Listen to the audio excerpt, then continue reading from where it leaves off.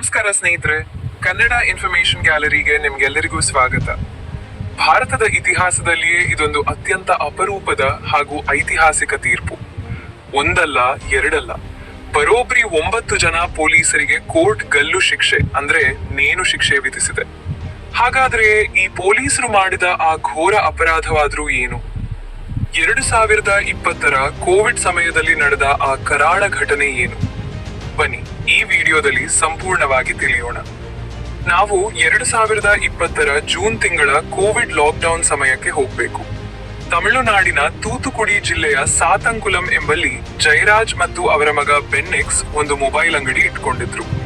June 19ರಂದು lockdown ನಿಯಮ ಮೀರಿ ಸ್ವಲ್ಪ ಹೊತ್ತು ಹೆಚ್ಚುವರಿಯಾಗಿ ಅಂಗಡಿ ತೆರೆದಿದ್ರು ಎಂಬ ಸಣ್ಣ ಕಾರಣಕ್ಕೆ ಮಾತ್ರ ಪೊಲೀಸರು ಇಬ್ಬರನ್ನೂ ವಶಕ್ಕೆ ಪಡೆದು ಪೊಲೀಸ್ ಠಾಣೆಗೆ ಕರೆದುಕೊಂಡು ಹೋಗುತ್ತಾರೆ. ಆದರೆ ಅಲ್ಲಿ ನಡೆದಿದ್ದೇ ಬೇರೆ.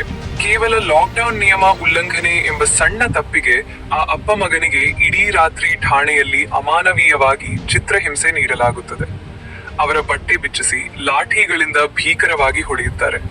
ವೈದ್ಯಕೀಯ ವರದಿಯ ಪ್ರಕಾರ ಅವರ ದೇಹದ ಮೇಲೆ 18ಕ್ಕೂ ಹೆಚ್ಚು ಗಂಭೀರ ಗಾಯಗಳಾಗಿದ್ದವು. ತೀವ್ರ ರಕ್ತಸ್ರಾವ ಮತ್ತು ಒಳಪೆಟ್ಟುಗಳಿಂದ ನರಳಿ ಜೂನ್ 22ರಂದು ಮಗ ಬೆನೆಕ್ಸ್ ಸಾವನ್ನಪ್ಪಿದರೆ ಮರುದಿನವೇ ತಂದೆ ಜಯರಾಜ್ ಕೂಡ ಆಸ್ಪತ್ರೆಯಲ್ಲಿ ಕೊನೆಯುಸಿರೆಳೆಯುತ್ತಾರೆ. ಈ ಘಟನೆ ಇಡೀ ದೇಶಾದ್ಯಂತ ಭಾರೀ ಆಕ್ರೋಶಕ್ಕೆ ಕಾರಣವಾಗಿತ್ತು. ಕೊನೆಗೆ ಪ್ರಕರಣ ಸಿಬಿಐ ಮೆಟ್ಟಿಲೇರಿತು.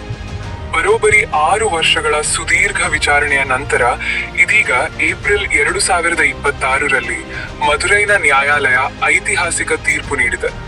ಇದೊಂದು ಅಪರೂಪದಲ್ಲಿ ಅತಿ ಅಪರೂಪದ ಪ್ರಕರಣ ಎಂದು ಪರಿಗಣಿಸಿರುವ ಕೋರ್ಟ್ ಈ ಅಮಾನುಷ ಕೃತ್ಯದಲ್ಲಿ ಭಾಗಿಯಾಗಿದ್ದ ಇನ್ಸ್ಪೆಕ್ಟರ್ ಶ್ರೀಧರ್ ಸೇರಿದಂತೆ ಒಟ್ಟು 9 ಪೊಲೀಸರಿಗೆ ನೇಣು ಶಿಕ್ಷೆ ವಿಧಿಸಿದೆ.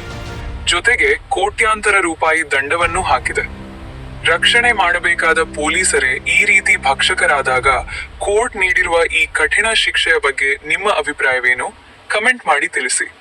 ಈ ಮಾಹಿತಿ ನಿಮಗೆ ಇಷ್ಟವಾಗಿದ್ದರೆ ವಿಡಿಯೋವನ್ನು ಲೈಕ್ ಮಾಡಿ ಮತ್ತು ಇದೇ ರೀತಿಯ ಇನ್ನಷ್ಟು ಮಾಹಿತಿಗಳಿಗಾಗಿ ನಮ್ಮ ಕನ್ನಡ ಇನ್ಫಾರ್ಮೇಶನ್ ಗ್ಯಾಲರಿ ಚಾನೆಲ್ಗೆ ಸಬ್ಸ್ಕ್ರೈಬ್ ಆಗುವುದನ್ನು ಮರೆಯಬೇಡಿ. ಧನ್ಯವಾದಗಳು.